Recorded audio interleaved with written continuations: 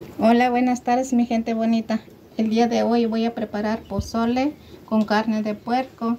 Lo que voy a ocupar: chile, mitad de cebolla, 2 dientes de ajo y orégano.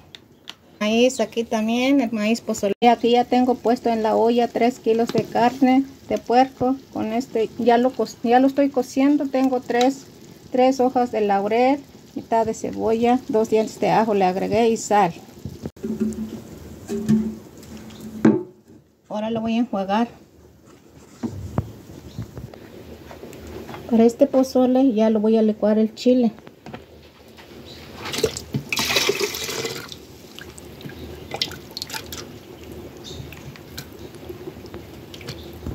Le voy a agregar poquito.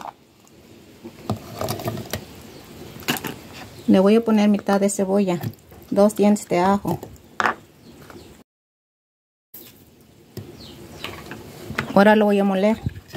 Pues ahora ya lo molé el chile. Ya tengo molido. Ya lo molé el chile, pero primero le voy a agregar el maíz. Le voy a agregar.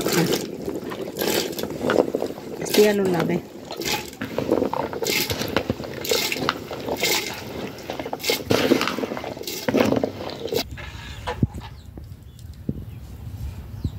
Agregué chile rojo.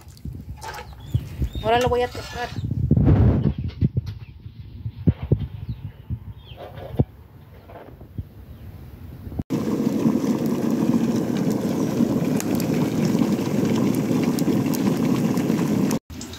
Así me quedó mi pozole. Ahora lo voy a servir.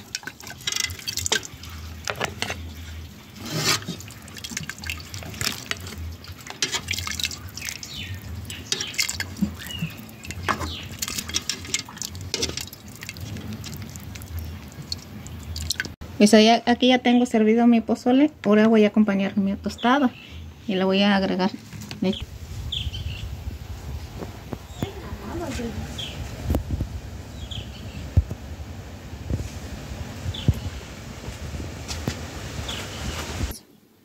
Bueno, aquí ya está servido mi pozole.